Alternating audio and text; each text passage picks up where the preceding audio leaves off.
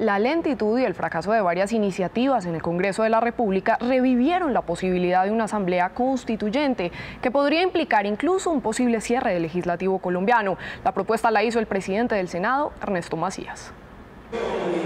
El presidente del Senado, Ernesto Macías, considera que convocar una Asamblea Nacional Constituyente garantizaría la aprobación de iniciativas que por falta de tiempo y de acuerdos políticos no podrán ser aprobados en el legislativo, como la reforma a la justicia, la reforma política y varias iniciativas anticorrupción. Por eso lanzó esta propuesta. Definitivamente no es posible tramitar vía Congreso verdaderas reformas a la justicia, ni política, ni ajustar los acuerdos de La Habana.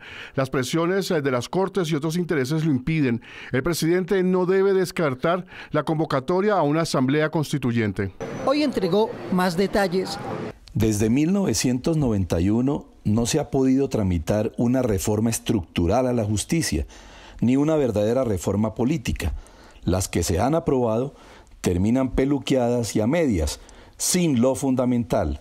Simplemente he emitido una opinión sobre la posibilidad de una asamblea constituyente y eso ha generado más insultos que crítica.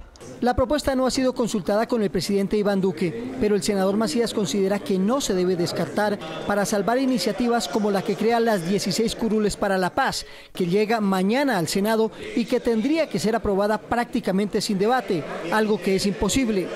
De prosperar la iniciativa de la Asamblea Nacional Constituyente, el presidente deberá hacerle la propuesta al Congreso y aprobar en corto tiempo reformas a la Constitución, reformas que hoy no tienen futuro ni en Senado ni en Cámara. Soy consciente que la convocatoria hoy a una Asamblea Constituyente no es fácil, porque antes de llegar a la votación del pueblo, quien es en últimas el que la convoca, tiene que pasar por el Congreso de la República.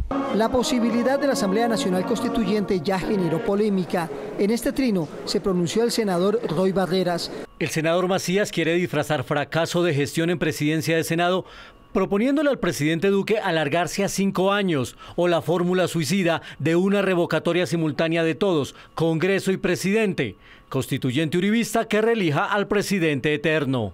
Trampa. En 1991 el presidente César Gaviria decretó el cierre del Congreso y convocó la Asamblea Constituyente.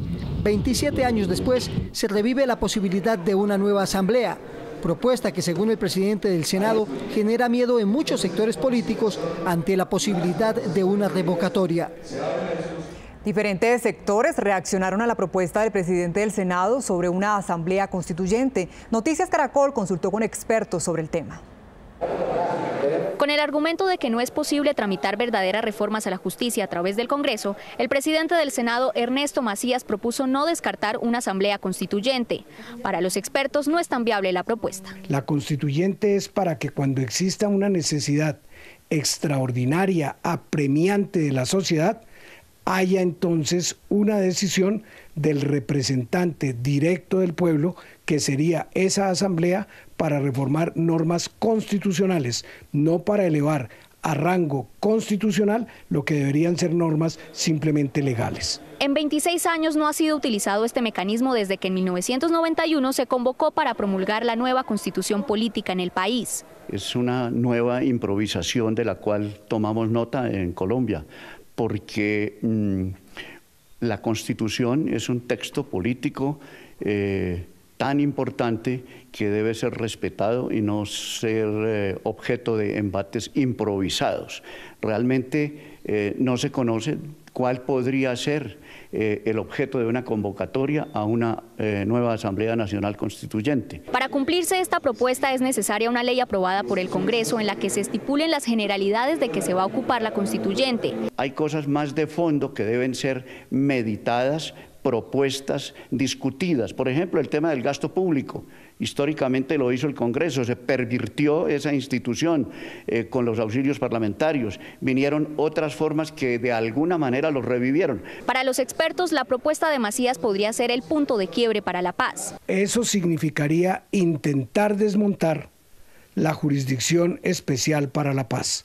Esa puede ser la nuez de la propuesta. Ese puede ser el leitmotiv oculto que anima al proponente, pero desafortunadamente para él, hoy la Justicia Especial para la Paz forma parte de la Constitución política. Por su parte, el Gobierno Nacional indicó que prefiere mantener relaciones institucionales con el Congreso y confiar en el trámite de las reformas desde el Legislativo.